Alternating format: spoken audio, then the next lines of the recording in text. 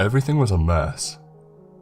Scattered papers and various office supplies smothered the surface of my desk.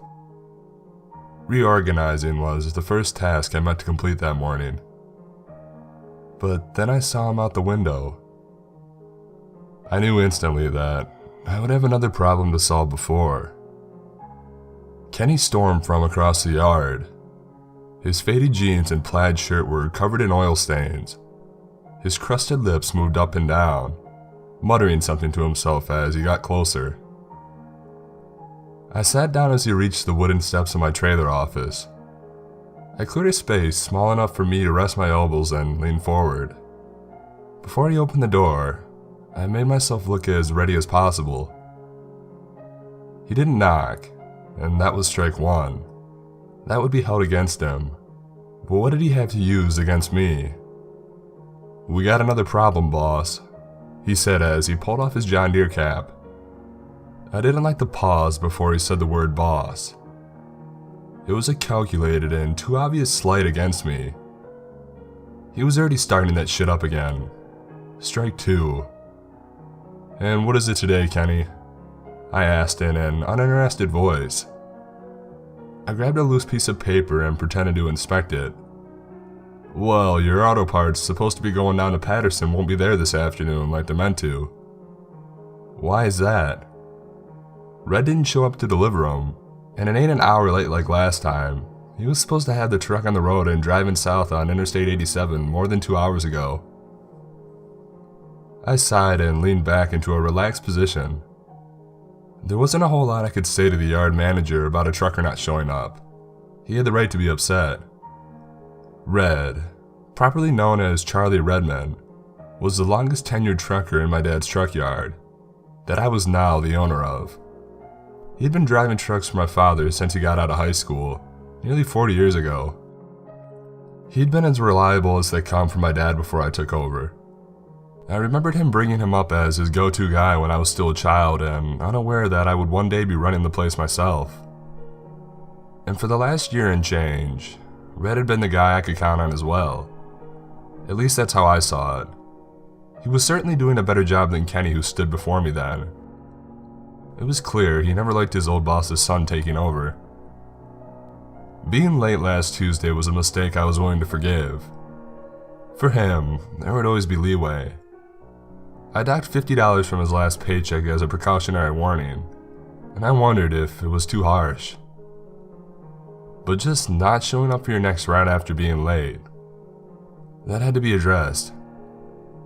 "Sit down, Kenny," I said as I gestured towards the chair on the opposite side of my desk. He was reluctant to take the order.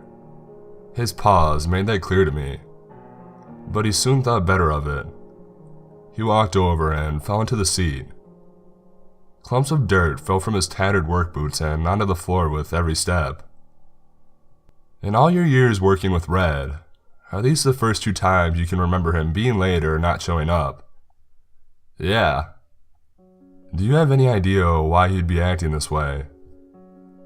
"None that I consider reasonable," he said as he pressed his cap over his knee. "He just kinda changed ever since he came back from his week off down at his camp." "What do you mean changed?" "I don't know how to describe it. He just kinda went down for a week of hunting and barbecue around Lake Champlain. A couple of the boys were saying that he got into a big fight with Donna, so he went down there to be alone for a while. First time he'd taken any vacation in a long time." "Donna is his wife's name, right?" "Yeah. So while he's down there, I know they had a lot of storms, like really bad ones. Worse than usual. It was probably dangerous being out in the woods all alone. Maybe he got frustrated all locked up and got cabin fever or something. When he came back for his first route, he was like a totally different person. He was acting like he was drunk or something, muttering little things to himself. Bad things too, that I could hear. Said some stuff about how bad you and your pops had used him over the years. And then he's late for his next route, and not a day, the old guy doesn't even show." I looked out the window. I saw the trailer loaded and ready to depart. It was already supposed to be south of the border and on its way to New Jersey. This one was gonna cost me, and I had to find a solution. But whatever it was, it needed to be delicate. Alright then, so Red's acting a little strange. Can't say that's the first time we've seen that from one of our guys, right? I said. I suppose so. And the other guys occasionally show up a little late and miss delivery times. And so long as it doesn't get out of hand, we just let it slip, right? I suppose so again. So wouldn't you agree that I just can't go and fire Red for 2 mistakes in as many years as we can remember? He felt I was taking control and he didn't like that. Then the hell do you want me to do? Can't get my job done if the drivers aren't showing up. Do you know where he lives? Yeah. You're gonna take me there. Red's house was as typical as you could find in the townships. A 1-story bungalow with gray paneling and a driveway wide enough for 3 cars. The property was big. The lawn sprawled all the way from the street to the lush forest it backed onto. His neighbors on either side were so far away they would have to yell to greet each other if they both went for the Sunday paper at the same time. Kenny pulled his Silverado into the spot next to Red's. As I stepped out, I noticed that Red's was both considerably newer and in better shape. I wonder if Kenny secretly resented him for that. It wasn't until I reached the front porch that I realized I was walking alone. I turned back and saw Kenny still sitting in the driver's seat with his head sunk into the hands over the wheel. I whistled back and beckoned him to come join me with a nod of my head. And for the second time that day, Kenny reluctantly did as I told him to. I tried to hit the door as gently as I could. I stood there behind the frosted glass window of the door as politely as possible. My body language was certainly more patient than Kenny's when he arrived at my side. After maybe 25 seconds without a response, Kenny pressed his finger to the doorbell and held it there. "That ought to get him out here," he said when he finally released it. But he was wrong. Again, we waited on the doorstep in silence. I decided to test the door. It was slightly ajar and pushed forward when I pressed against it. It was nothing out of the ordinary for a place to be left open in those parts. The scenery on the inside of his house did not match the calming regularity of the exterior. The kitchen at the front end of the hall was filthy. The floors and countertops were littered with wrappers, beer and soda cans, pizza boxes, and any other junk food packaging you could think of. The drawers and cabinets were pulled out and hanging open. It looked like a tornado had passed through. "Red," I called out. My voice died in the quiet. I stepped forward and proceeded to the kitchen. Kenny followed closely behind. I jumped the moment I saw him. From the kitchen, you could see clearly into the living room. It was at the rear of the house and it overlooked the backyard and the forest. Red sat on a beaten leather couch on the near wall. He was cross-legged and sitting straight up. The TV was on in front of him and he stared blankly in that direction. On closer examination, I noticed he wasn't watching the screen. His gaze cast over it. He looked out through the big bay window and onto the trees. I didn't see him blinking. I heard Kenny hold his breath behind me, and Red didn't acknowledge our presence at all. I glanced around the room. It wasn't as bad as the kitchen, but clearly it hadn't been cleaned in some time. Red looked different than I had seen him last. The long gray hairs he had surrounding the bald patch atop his head were now gone. The white t-shirt he wore tucked in against his track pants didn't seem to be pressed as hard against his chest and stomach. "Hello, Red," I finally said. "Derek," he answered, his focus still out the window. "May I take a seat?" "You're the boss now, aren't you?" "Yes, and that's why I'm here to talk to you." I took the closest seat to where I stood, an old wooden rocking chair that was just to his side. Kenny didn't move from his spot in the kitchen. "Red," I said as I rocked the chair back, "you did know that you had a delivery to make today, right?" "Yes, 10 a.m., down to Patterson." "Then why didn't you show up?" "I couldn't." "What do you mean you couldn't?" "There's too many deer in the woods right now. They'll start eating away at Donna's garden if I don't keep an eye out." I looked down at his left hand.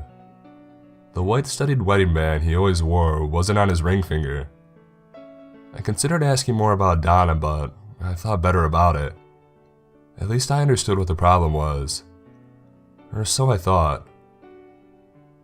Through the corner of my eye, I saw Kenny with his arms crossed, swaying impatiently in the kitchen. It was best I wrapped things up before he intervened. Red, I just want to know how much I appreciate all the great work you've done for my father and me over the years. It's really hard for me to come in here and have this discussion with you. I know that, he answered.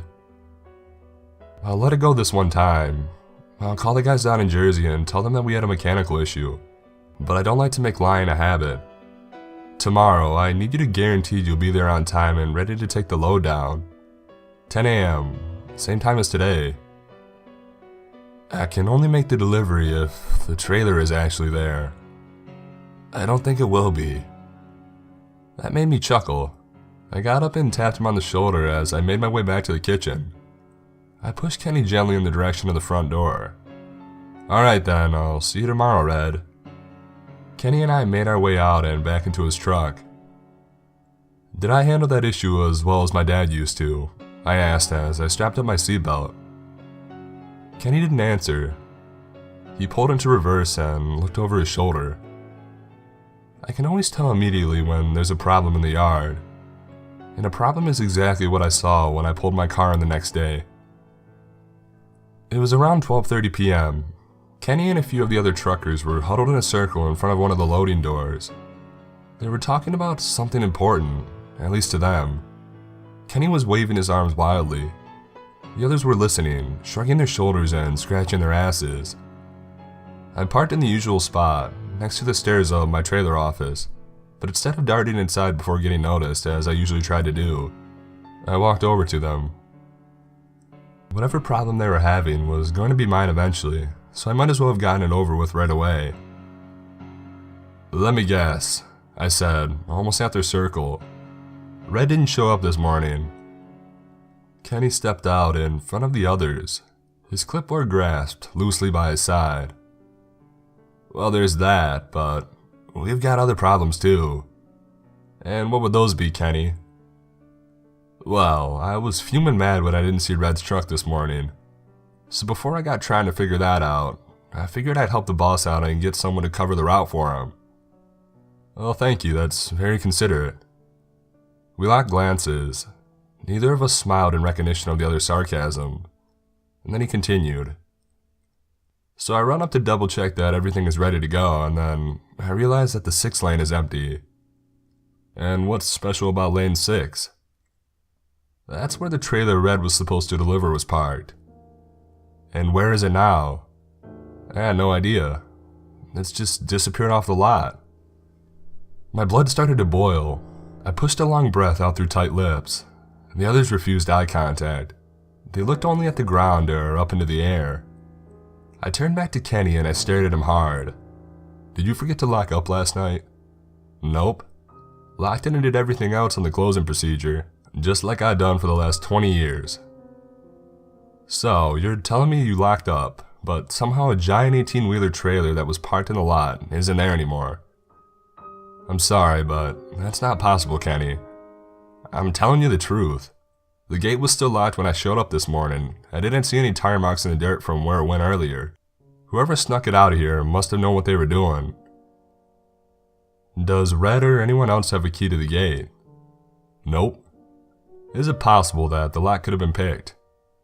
I suppose so, but again, they really must have known to cover up after themselves. The problem had escalated to something bigger than I had ever dealt with before. And here I was in front of a group of men close to twice my age. All of them worked for me and I had no idea what to do. I needed to say something before Kenny brought up that I still hadn't gotten around to fixing the security cameras. I settled for the first thing I thought of. Kenny, Jackson, and Stan, come with me. The rest of you get to work on whatever the hell it is you're supposed to be doing. I started back to my office. What are we doing, Derek? I heard Kenny call from behind me. He was still intent on seeing how far he could push. Exactly what I say we're gonna do, now hurry the hell up. I pushed the chair away from behind my computer and let my palms rest on the part of my desk I cleared the previous day. I stood there, leaning idly for just a moment while the three men watched from the other side. "I'm gonna go out on a limb and guess that Red doesn't have a cell," I said finally as I looked up at them. "Does anybody have his home phone?" "I know it," Jackson answered. I gestured towards the phone on my desk. He swiveled it around in his direction, pushing a few of the scattered pieces of paper to the floor as he did. He typed the 9 digits and then passed the receiver to me. I paused before taking it. My hand shook as I brought it to my ear. "Derek." Red's voice sounded from the other end of the line. He picked it up before it even rang, as if he knew the exact moment I was going to call. At least that's what it sounded like. My voice quivered as I responded. "Red, why didn't you show up this morning? I thought I made things very clear yesterday." "I told you. I was gonna come if there wasn't a trailer for me to deliver." "Interesting that you know it's missing without even showing up. Do you know where it is now by any chance?" "Nope." "Do you know who's responsible for taking it?" "Yep." I slammed my fist down against the desk. The three men on the other side all took a nervous step back together. "What did you do, Red? Tell me." He didn't answer though. Only breathing sounded on the other end. "I'm talking to you," I said as I tried to steady my voice. "I don't like these trees. They're providing too much cover for the deer. I reckon they'd be better off dead anyway." "Stop wasting time. Where's the trailer?" "I don't know, boss." I slammed the phone down. It slid off along with more paper onto the floor. I pointed to Jackson and Stan. "You two, drive over to Red's house now. Make sure that son of a bitch doesn't go anywhere." I turned to Kenny. "And you, no more bullshit. Here's what you're going to do. Go outside and inspect every leaf blade, every pebble, every clump of dirt until you figure out exactly how that trailer disappeared from the yard last night." "Sure thing, boss," Kenny said as he started towards the door. "And what will you be up to in the meantime?" I didn't answer him. I was already dialing the police. Kenny's truck engine made the worst clicking sound every time we turned. I couldn't get it out of my head. It's all I could hear as we made our way along the exact route we had taken the day before. It was time to take matters into my own hands, and I didn't see another option. It's not like I had an abundance of evidence to spur the police into action. I spent half an hour on the phone, arguing against filing out a theft report for them, and finally they agreed to send a trooper out to Red's place when they got the chance. But I knew how long that would take. Kenny turned the truck around the last bend and onto Red Street. I trembled at the thought of the up-and-coming confrontation. "You ever seen anything like this before?" I asked Kenny. "Nope. Never seen a trailer just disappear in all my years working this job." "And you're sure you didn't just forget to lock it up last night, just like you're sure there's no sign to force entry?" Kenny looked away instead of replying. I started to feel the heat of anger again. I turned towards him, ready to scream, but I didn't. I stopped as soon as I saw his face. All color had flushed. The wrinkled, rubbered skin had gone pale. He stared wide-eyed ahead of us as the truck started to slow. I looked through the front window and saw what he was looking at. Pins and needles rose to my cheeks. It was the area behind Red's house. It became clearer the closer we got. The forest that had once grown thick and green had changed. In its place were the same trees, but no longer lush and full of life. They were dead. Completely bare as if it were 4 months back, still in the midst of winter. Kenny's hands didn't leave the wheel as we parked behind Jackson's Jeep. Something about the place just felt unsafe. It was hard to articulate exactly what it was. Red was nowhere to be seen, and the same was for Jackson and Stan. Their Jeep was empty. It took a full minute of silence before I finally moved. I pushed the door open and I stepped down to the road. I heard it lock again behind me as I took a nervous step out onto Red's lawn. I looked back at Kenny. Like the day before, he remained in the driver's seat. The key was still in the ignition. He grasped the dull, leathered hatchet I noticed earlier on the truck floor. His pinky finger twitched along the splintered wooden handle. There would be no convincing him to get out with me a second time. I felt around my pockets and I was relieved to discover one of the yard's X-Acto knives in the back left. I wondered if I could find the guts to use it if I needed to. Perhaps Jackson and Stan were simply inside the house waiting patiently alongside Red, just as I instructed. I could bring myself to believe that. What I couldn't bring myself to believe was any rational explanation for what happened to all of the trees. I had seen them alive and healthy just the day before. I remember him saying he wanted them dead on the phone, but no way could that have been the work of one man. The front door was open. It stared back at me like a void in the darkness. I knew it was foolish to go inside. But then, from the corner of my eye, I saw Red. Not inside the house, but in the mess of dead trees behind it. He was out in broad daylight, unarmed.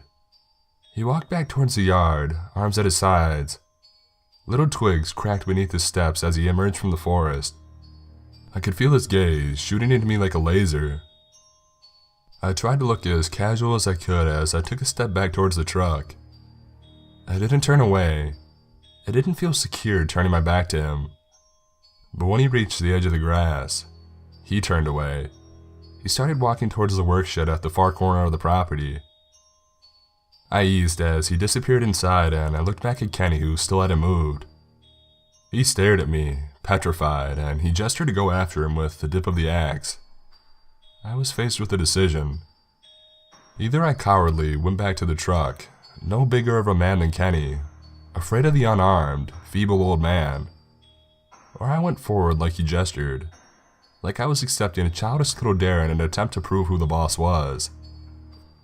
The grass crunched beneath my feet with every step, my breath, long and steady, attempting to keep my heart rate under control. I braced myself as I reached the entrance to the shed. My hand stayed outside the door frame, as if I could use the leverage to push off and give myself a head start, just in case the guy, more than twice my age, started to chase me. The shed's interior was covered with dust and wood shavings. Spiderwebs occupied the four corners of the ceiling. Red kept his back to me as he fiddled with a few rusty tools at his workbench on the far side. He whistled casually, as if he didn't notice or even care that I stood behind him. I wondered exactly what I was going to say. On the surface, it was no different than when I had shown up the day before. But before I could figure something out, he broke the silence. "Derek," he said. "So nice of you to stop by." "Hello, Red." He turned to a toolbox by his side, taking no more than half a step in my direction. It was enough to make me tense up again. "Tell me, boss, how's that old bastard of a father of yours doing?"